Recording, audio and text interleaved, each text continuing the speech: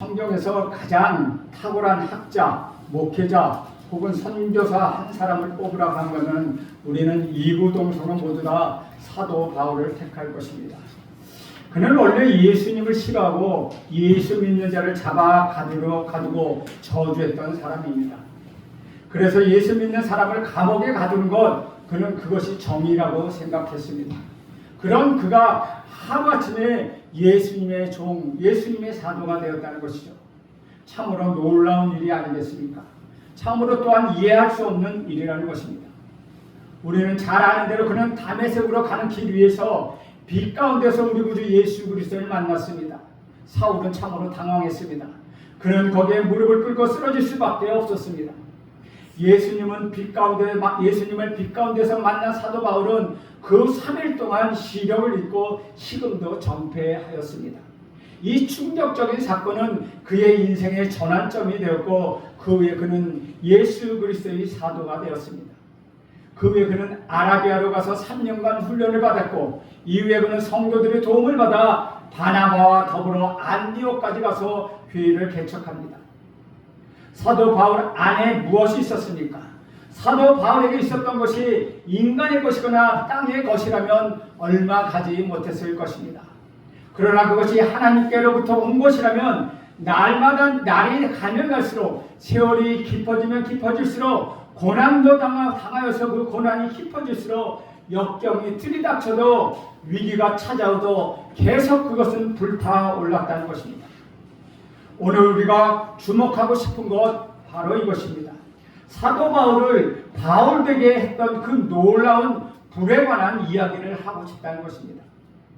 사도 바울은 수리아 안디옥 교회를 개척한 이후에 중앙아시아로 떠나라는 성령의 음성을 들었습니다.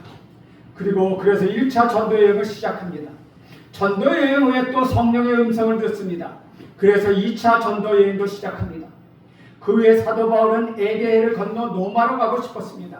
그리고 그의 영혼의 목마름이 다시 거기서 끝나지 않아서 서바나 땅끝이라고 생각했던 지금의 스페인 땅으로 가는 꿈을 꾸었습니다. 오늘 우리가 이 아침에 주목하고 싶은 것은 바울 속에 꺼지지 않는 불이 있다는 것입니다.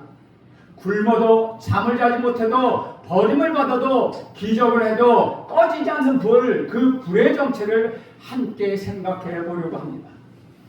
오늘 우리가 이 불을 다시 발견할 수 있다면, 다시 체험할 수 있다면, 멈출 수 없는 이 힘을 발견할 수 있다면 모든 문제는 다 해결되는 것입니다. 오늘 아침에 필요한 것은 세상의 권력이 아닙니다.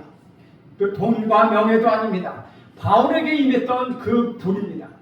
주님을 위해 죽고 싶은 마음, 주님을 위하여 모든 것을 다 버리고 싶은 마음, 병이 들어도 다시 일어서고 가난해도 실패해도 다시 일어서는 그 영적인 능력, 그것을 여러분 모두 사모하시길 간절히 바랍니다. 오늘 주여 영적인 능력과 불을 우리에게 허락하옵소서라는 기도가 여러분에게 있기를 간절히 소원합니다. 오늘 말씀을 보면 사도 바울이 3차 전도 여행 중 다시 에베소서를 방문합니다. 그곳에서 사도 바울은 예수를 믿는 제자들을 다시 만납니다.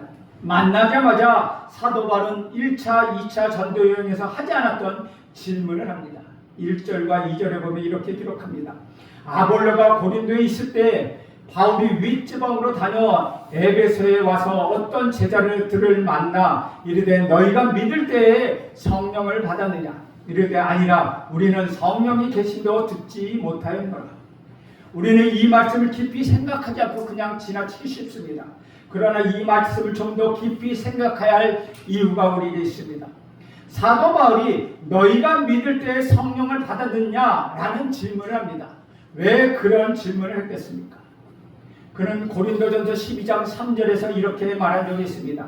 그러므로 내가 너희에게 알리노니 하나님의 영으로 말하는 자는 누구든지 예수를 저주할 자라 하지 아니하고 또 성령으로 아니하고는 누구든지 예수를 주시라 할 수 없느니라. 다시 말하면 예수님을 주님으로 모시는 것 그 자체가 성령의 역사라는 것입니다. 사도 바울이 에베소에서 만난 사람들은 예수님의 제자들이었습니다. 그런데 왜 그들에게 성령을 받았느냐라고 그는 질문하고 있습니까? 대답은 아주 간단합니다.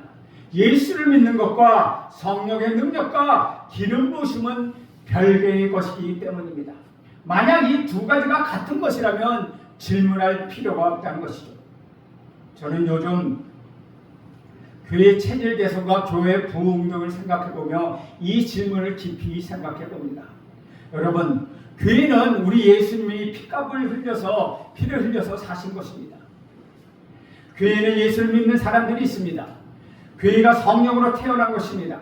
그런데 왜 어떤 교회는 부흥하고 어떤 교회는 부흥하지 않습니까? 왜 어떤 교회는 죽음과 절망 가운데서 기적을 만들어내고 어떤 교회는 좋은 환경 속에서도 아무런 변화가 없는 것입니까? 무슨 차이가 있습니까? 사도 바울은 다메섹으로 가는 길에서 예수의 음성을 들었습니다. 여기서 사도 바울은 단순히 예수를 믿는 것이 아니라 그는 예수를 만났습니다. 이것이 그 차이를 만들어내는 것입니다. 예수님을 이성적으로 의지적으로 믿어 영원한 사람과 예수의 영이 자기 몸을 통과한 사람은 다르다는 것입니다. 다시 말하면 내 의지적으로 내 이성적으로 예수를 믿어야지 하고 예수를 영접한 사람과는 예수의 영이 예수님을 만나 예수님을 체험한 사람과는 전혀 다르다는 것이죠. 사도 바울이 빗속에서 예수님의 음성을 듣고 예수님을 만난 것은 예수님의 영을 체험한 사건이요, 성령 세례를 받은 사건이요, 성령의 불이 그를 통과한 사건입니다. 이것이 예수를 믿는다, 성령을 믿는다는 것과 다른 영적 체험이라고 할 수 있습니다. 여러분, 왜 우리는 능력이 없습니까? 영적 변덕이 왜 우리 심합니까? 간단합니다.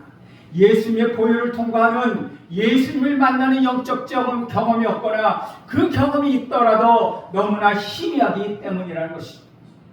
관념적으로 전통적으로 관습적으로 찬송하고 봉사하고 또 주님께 영광 돌린다고 하며 박수치며 기도하고 가르치는 수준에 머물러 있기 때문에 그 이상의 영적 수준에 들어간 경험이 없기 때문에 고난이 찾아오면 그것을 견뎌낼 힘이 없다는 것입니다. 사도 바울은 성령에 이끌려서 다메섹으로 들어갔습니다. 3일 동안 식음을 전폐합니다. 아나니아에게 안수를 받아 겨우 눈을 뜨게 됩니다. 사도 바울은 관념적으로 예수를 만난 것이 아닙니다. 피 묻은 예수 그리스도 성령의 임재를 그는 체험한 것입니다. 예수의 실체를 경험한 사람은 감옥에 들어가든지 죽음이 그를 몰아치든지 어떤 위기를 만나든지 결코 흔들리지 않는다는 것입니다. 저는 여러분이 이 믿음 가운데 흔들리지 않길 간절히 바랍니다. 사도 바울은 이후에 달라졌습니다. 고난과 역경을 만나지만 그는 의심하지 않았습니다. 실수하고 인간의 연약함을 보이지만 그는 결코 흔들리지 않았습니다. 저는 어렸을 때부터 집에서 가정 예배를 드렸습니다. 저희 어머님이 새벽 예배에 딱 하고 돌아오시면 바로 저희들을 깨워서 그 자리에서 새벽 예배를 드렸습니다. 그런 제가 왜 예수를 몰랐겠습니까? 예수가 제 삶의 일부였습니다. 한때는 예수 없이는 내 인생을 말할 수 없다고 얘기하기도 했습니다. 그러나 저는 그렇게 쉽게 변하지 않았습니다. 교회를 다니고 있을 뿐이라는 것이죠. 찬송가를 불렀을 뿐이고 예배의식에 참석하고 있을 뿐이라는 것입니다. 예수님을 만나본 적이 없기 때문입니다. 그러나 제가 고등학교 2학년 봄에 우리 하나님이 저를 만나주셨습니다. 그때는 부흥회가 많았습니다. 학교에서 돌아가는 길에 교회에 걸쳐서 저녁에 부흥회를 참석했습니다. 그 부흥회에서 우리 예수님은 저를 만나 주셨다는 것입니다. 살아있는 주님을 만난 경험을 했습니다. 이마에 피를 흘리는 예수, 두 손에 못자국이 있는 예수, 흰 옷을 입고 나를 찾아오신 예수, 그 예수님을 만난 것입니다. 그 후로 저는 달라졌습니다. 지금까지 저는 한 번도 변하지 않았다고 장담할 수 있습니다. 예수를 믿는 것과 예수를 만나는 것은 전혀 다르다는 것입니다. 제가 존경하는 목사님 한 분이 계시는데 그분은 제가 직접 뵈지는 못했지만 진 그레한 목사님입니다. 저는 참 잠자는 거인을 깨우라는 책을 통하여 그분을 만났습니다. 그는 1968년까지 고향 스코틀랜드의 두 교회에서 사역하였으며 그 후로는 골든힐 침례교회 담임 목사님으로 섬겼습니다. 그는 여러 여러 나라 즉 우리 국내에 와서 많은 집회를 하고 세미나도 하고 그 초청 강사로 쓰임 받았습니다. 그리고 그의 아내 사이에는 자녀 4명을 두었습니다. 그는 영국에서 공부했는데 공부를 참 잘했습니다. 예수를 위하여 목사까지 됐고 설교도 참 잘했습니다. 그분이 어느 날 어떤 한 청년을 만나 고민하기 시작합니다. 그 청년에게는 설명할 수 없는 자신에게도 없는 평안과 내적 능력과 기쁨이 있다는 것을 그 목사님은 발견했습니다. 목사님은 고민하기 시작합니다. 왜 나에게는 저 사람에게 있는 것이 없을까? 목사이기 때문에 부끄러워서 누구에게도 말할 수 없는 이야기할 수 없었다는 것입니다. 그런데 어느 날 책상에 앉아 설교 준비를 하는데 성령이 그에게 임했습니다. 생각지도 못하게 통곡하며 눈물을 흘렸습니다. 성화를 경험했던 것입니다. 영적으로 우리 구주 예수 그리스도를 경험한 것입니다. 그 후로 짐 그레암 목사님은 전혀 다른 목사님으로 되어 있었습니다. 그는 설교를 하면 귀신이 쫓아가고 그가 기도하면 기적이 일어나며 그가 설교하면 그 교회가 부흥하는 놀라운 역사가 일어났다는 것입니다. 사랑하는 여러분, 성령 받은 교회와 성령을 받지 않은 교회는 다릅니다. 저는 이것이 한국교회뿐만 아니라 우리 재성교회의 부흥의 열쇠라고 저는 믿습니다. 사역의 열쇠라고 믿고 있습니다. 예수 그리스도를 믿는 우리는 인간적인 방법과 인간적인 생각으로 하나님을 섬기는 것이 아니라 성령과 성령의 세례와 성령의 능력으로 섬겨야 한다는 것입니다. 나이와 신앙의 경력과는 전혀 상관이 없다는 것입니다. 여러분, 예수님을 보십시오. 요한복음 14장에서 16장까지는 우리 예수님의 마지막 설교입니다.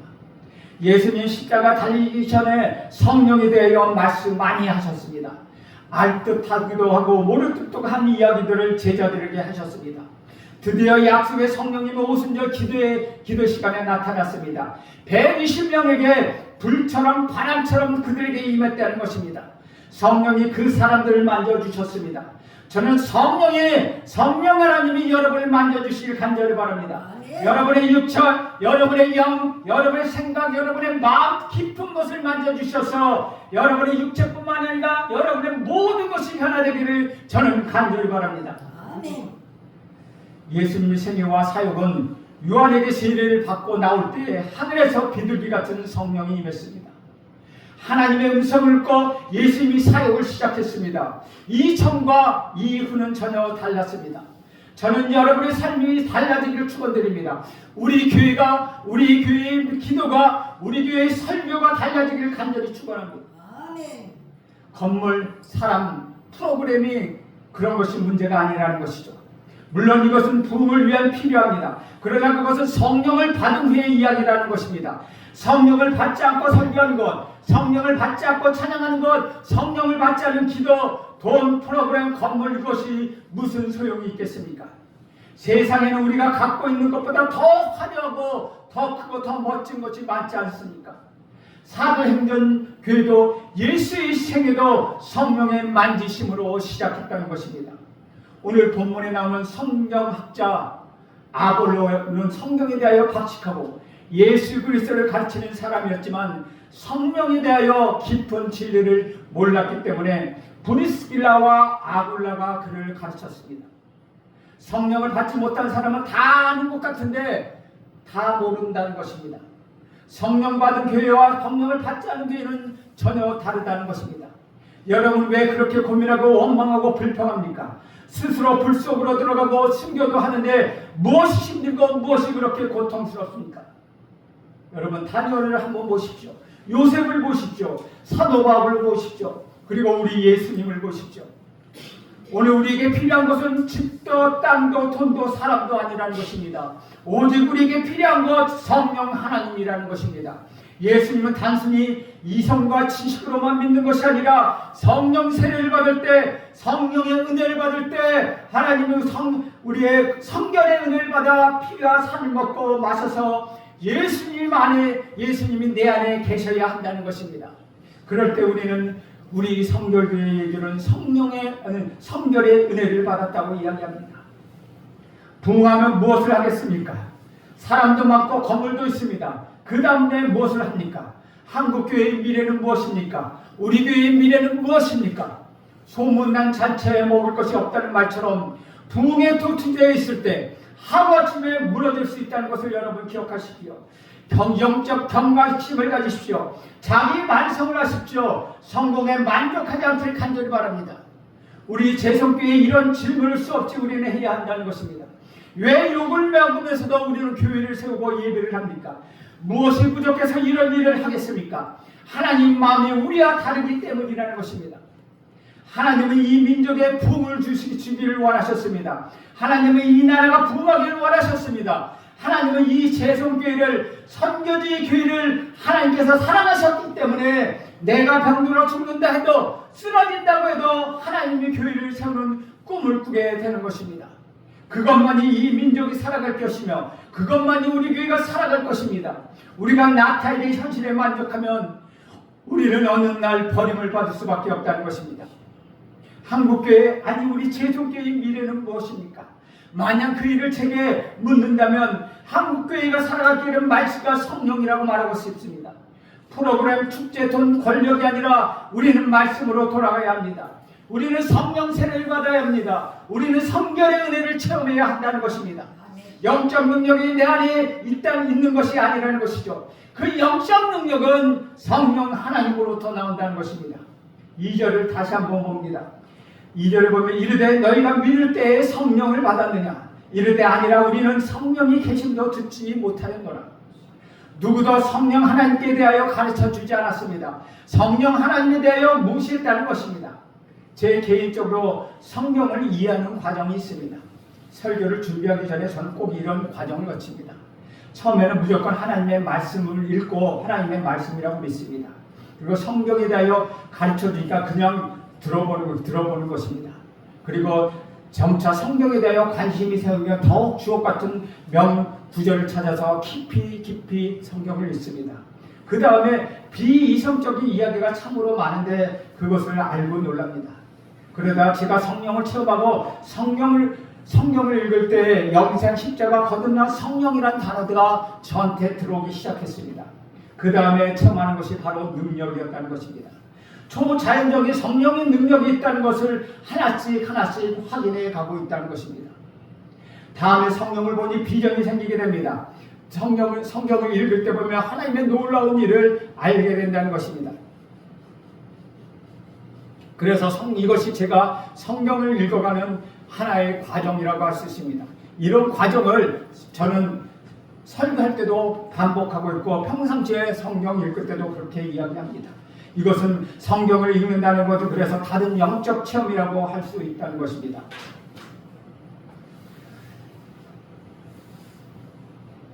예수님의 세례와 사역은 세례요한의 세례를 받고부터 시작되었다고 말씀드리고 있습니다. 부흥을 하시면은 어떻게 합니까? 부흥하는 교회를 보면은 성도들이 많이 모여들어서 건물도 새롭게 짓고 멋지게 짓는 것, 그것이 부흥이라고 생각합니다. 그러나 그것은 부흥이 아니라 성령 세례를 받는 것, 그것이 부흥이라는 것입니다. 3절 4절 말씀을 봅니다. 바울이 이르되 그러면 너희가 무슨 세례를 받았느냐? 대답하되 요한의 세례니라. 바울이 이르되 요한이 회개의 세례를 베풀어 백성에게 말하되 내 뒤에 오시는 이를 믿으라 하였으니 이는 곧 예수라 하거늘. 세례 요한의 세례는, 즉 요한의 세례는 회개의 세례입니다. 예수님의 세례는 용서와 은혜의 세례입니다. 온전한 믿음을 회개에서 시작하여 용서와 은혜로 들어갑니다. 용서와 은혜를 외면하고 회개만 강조한다면 우리가 진리 가운데 들어갈 수 없다는 것입니다. 사도 바울은 그의 편지 속에서, 그들이 보낸 편지 즉 서신서 속에서 성령에 대하여 다양하고 포괄적인 경험을 이야기합니다. 사도 바울은 고린도전서 12장에서 은혜에 대해서, 은사에 대해서 이야기합니다.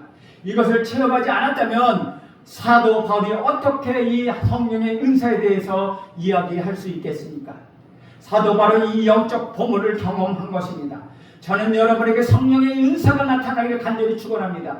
지혜의 말씀의 은사가 있길 간절히 바랍니다. 지식의 말씀의 은사가 있길 바랍니다. 믿음의 은사, 병 고치는 은사, 능력을 행하는 은사, 영을 분별하는 은사, 예언의 은사, 방언의 은사, 방언을 통역하는 은사, 이 모든 것이 여러분에게 있기를 간절히 바랍니다. 무엇보다도 여러분에게 사랑의 은사, 사랑, 믿음과 소망, 사랑이 여러분에게 충만하기를 간절히 소원합니다. 이 모든 것들이 교회의 부흥의 열쇠입니다. 이것보다도 더 큰 프로그램 그런 것은 없다는 것입니다. 그럼에도 불구하고 우리는 성령의 은사를 사모하지 않습니다. 인간적이고 세상적인 것을 구하고 있습니다. 그러나 그런 것을 구하면 구할수록 허무하고 피곤하고 탈진하게 된다는 것입니다. 성령의 은사가 우리에게 임할 때 우리 교회는 변할 것입니다. 성령의 능력과 성령의 기적이 나타날 것입니다. 사랑과 용서와 은혜가 충만하게 될 것입니다. 교회의 부흥의 비결은 바로 성령 세례, 성결의 은혜의 체험에 있습니다. 교회의 부흥의 비결은 바로 말씀 능력이 있다는 것입니다. 사도 바울은 갈라디아서에서 성령의 열매에 대해서 이야기합니다. 사랑과 희락과 화평과 오래 참음과 자비와 양성과 충성과 온유와 절제라고 말합니다. 이 성령의 열매가 여러분에게 있다면, 이 성령의 열매가 우리 교회에 있다면 기적이 일어나지 않겠습니까? 교회의 부흥의 비결은 바로 이것입니다. 더 이상 무엇을 원하십니까? 성령만 있다면 모든 것이 다 있다는 것입니다. 이 자리에서 함께 예배드린 여러분, 성령을 구하십시오. 여러분의 입술에 성령님을 구한 지 얼마나 되었습니까? 우리 교회가 성령 앞에 무릎 꿇고 금식한 지 얼마입니까? 다시 시작하십시오. 그분을 사모하십시오. 그분을 초청하십시오. 그분을 의지하십시오. 그러면 성령의 은사가 나타나기 시작할 것입니다. 성령의 역사와 성령의 기적이 나타나기 시작할 것입니다. 이것이 바로 부흥이라는 것입니다. 부흥은 잔재주가 아닙니다. 부흥은 기술이 아닙니다. 성령의 임재, 성령의 다스리심입니다. 그것에는 찬양이 있고 예배가 있고 회복이 있고 치유가 있습니다. 우리가 다시 강조할 것은 바로 이 성령의 임재라는 것입니다. 여러분, 성령의 은혜를 사모하십시오. 성결의 은혜를 사모하십시오. 그리고 구하십시오. 우리에게 필요한 것은 지식도 아니고 쉼도 아니고 돈도 아니라는 것입니다. 우리에게 필요한 것은 오직 성령의 능력, 말씀의 능력이 있다는 것입니다. 5절 말씀을 봅니다. 그들이 듣고 주 예수의 이름으로 성령을 받으니 우리 교회에 성령 세례가 임하기를 축원합니다. 모든 교회가 성령 세례를 받기를 위해 기도하십시오. 모든 목회자와 선교사와 설교자가 성령의 은사를 받기를 기도하십시오. 모든 평신도 사역자와 모든 성도들이 하나님의 사람들이 성령 세례를 받을 수 있도록 여러분이 기도하십시오. 6절 말씀을 봅니다. 바울이 그들에게 안수함에 성령이 그들에게 임하심으로 방언도 하고 예언도 하니 저는 여러분이 방언과 예언과 방언을 통역하기를 간절히 바랍니다. 사랑의 은사, 믿음의 은사가 나타나기를 간절히 바랍니다. 그들은 성령 세례를 받고 예언과 방언의 은사가 일어났습니다. 오 하나님 아버지, 이 제성교회에 새로운 부흥을 주옵소서. 성령의 기름 부음과 성령의 인치심을 주옵소서. 기적이 일어나게 하옵소서. 기적이 일어나게 하옵소서. 귀신이 떠나게 하옵소서. 악한 세력들이 떠나가시고 저주와 질병이 떠나가게 하옵소서라고 여러분 기도하시길 간절히 바랍니다. 아멘. 7절 말씀입니다. 모두 12사람쯤 됩니다. 12사람입니다. 소수가 세상을 바꿉니다. 소수가 교회를 변화시킵니다. 예수님의 12제자를 기억하십시오. 숫자가 적다고 일이 안 되는 것이 아닙니다. 교회의 기본 숫자는 12입니다. 12명이면 충분히 세상을 변화시킬 수 있습니다. 단지 그들이 성령 세례를 받았느냐, 성령 세례를 받지 못했느냐가 문제라는 것입니다. 숫자가 세상을 변화시키는 것이 아닙니다. 12명이지만 그들은 세상을 변화시켰습니다. 오 하나님, 지금 이 시간 이 제성교회의 성령을 부어주옵소서. 제성교회가 방언도 하고 예언을 하게 하옵소서. 이 제성교회의 성령을 부어주옵소서. 분노하고 비판하고 따지고 저주하는 것 같이 사는 이 백성들을 회복시켜 주시옵소서. 거듭나게 하옵소서. 제성교회를 살려주옵소서. 사랑하는 여러분, 이 말씀을 듣고 기도하고 싶지 않습니까? 여러분 무릎을 꿇고 싶지 않습니까? 가난한 마음으로 목마른 사슴처럼 여러분 구하십시오. 저는 여러분의 교회가 여러분의 교회의 이 제성교회를 살릴 수 있다고 믿습니다. 오늘 교회의 중보자가 되십시오. 진정한 부흥은 말씀의 부흥, 성령의 부흥이며 또한 기도의 부흥이라는 것입니다. 또한 여러분의 생애에 성령의 인도하심에 따라 살아가는 인생에 대해야 합니다. 그래서 이렇게 기도하기를 원합니다. 하나님, 나의 인생을 사용하여 주옵소서. 살아계셔서 이제도 어제도 역사하시고 오늘도 역사하시는 성령 하나님께서 나의 삶을 다스려 주시옵소서. 그래서 오늘 제가 무엇을 해야 할지 알려주옵소서. 이렇게 고백하면서 성령을 보다 아름답게 쓰임받는 여러분 모두가 되시기를 간절히 축원드립니다. 기도하겠습니다. 하나님 아버지, 오늘 이 자리에 모인 우리 성도 한 사람 한 사람이 성령 충만하게 하옵소서. 악한 원수 마귀 꾀임에 속지 말게 하옵소서. 현대주의나 새로운 학자들 신학자들의 공격에 넘어가지 않게 하옵소서. 주님이 강림하시는 그날 말씀에 보시는 성령으로 충만하게 하옵소서. 성령의 은혜 주에 생활하게 하옵소서. 우리 구주 예수 그리스도의 이름으로 기도하옵나이다. 아멘.